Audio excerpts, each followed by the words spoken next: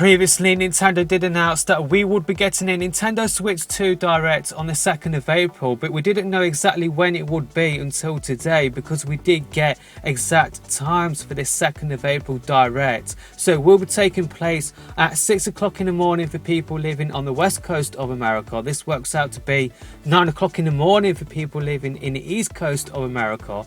And this works out to be 2 o'clock in the afternoon for people living in the UK. And this works out to be 3 o'clock in the afternoon for people living in the rest of Europe. So yeah, pretty much that isn't going to be the main point of the video, because Nintendo did host their financial meeting recently, talking about their recent results over the last few months, and they did talk about the Switch 2.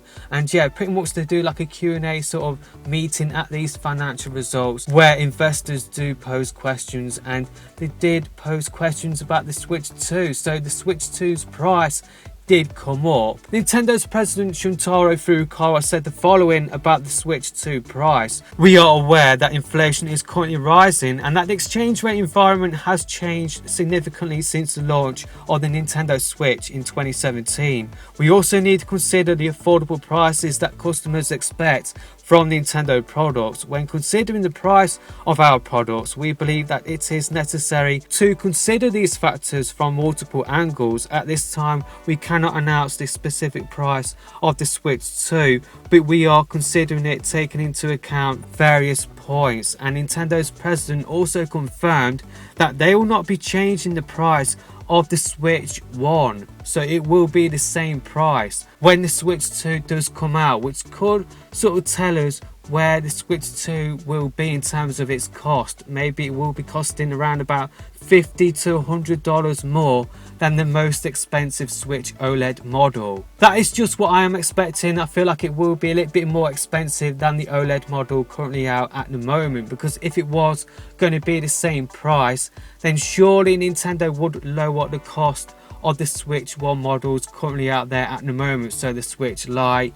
you've got the original Switch, and you've also got the Switch OLED model as well. Surely if the Switch 2 was going to cost the same as the original Switch, then surely Nintendo would lower the price of the original Switch. So I feel like it will be more expensive. So yeah, bear that in mind. Maybe start saving up now. So yeah, that is just what I feel like the message that Nintendo is sending out by not lowering the price of the original Switch. I feel like that does mean that the Switch 2, because it will be having better hardware, I feel like it will be more expensive. But let them know your thoughts about this in the comment section below. Nintendo's president also talked about Switch 2 supply as well, and yeah, they basically said there was a time when the Switch was in short supply and there was a lot of reselling. It is important we have enough Switch 2 units to meet demand, and we are proceeding with preparations for this release. And yeah, that does sound like that Nintendo are preparing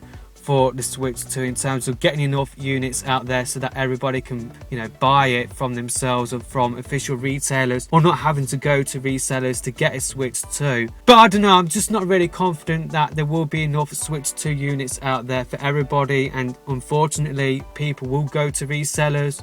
They shouldn't, but because I feel like there will be a lack of supply, or maybe there will be enough supply, but because the demand will be so high, the supply will not be able to meet that demand. So I still feel like we will get a reseller sort of situation with the Switch 2, unfortunately. But yeah, Nintendo are trying to prepare for this situation as best as they can. It's just with any new product, it does seem to be the case where it can be really hard to get hold of. It's like the PS5 was really hard to get hold of as well, and I do fear the same thing will happen with the Switch 2 this year as well.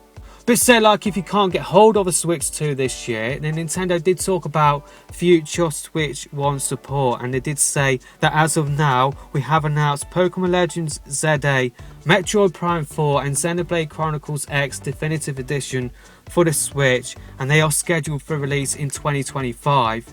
Since many people are playing the Switch, we would like to release attractive software if we can develop it. On the other hand, dedicated software is very important when launching new hardware. With that in mind, we would like to think of various ways to allow many customers to play our games through the Switch and Switch 2. Related to that, Nintendo's president Shuntaro Furukawa said that the Switch 1 will continue to be sold as long as there is demand when the Switch 2 arrives. So it sounds like to me that the Switch will still get games released for it, but of course we could still play them on the Switch 2 through backwards compatibility, but the Switch 1 will still get games. I feel like probably all the way up until the end of 2026, but of course the Switch 2 will get exclusive games as well. So that is just what I feel like will happen. But yeah, that is pretty much it for this video. Let me know your thoughts in terms of the price of the Switch 2 in the comment section below, and I will see you in another video soon.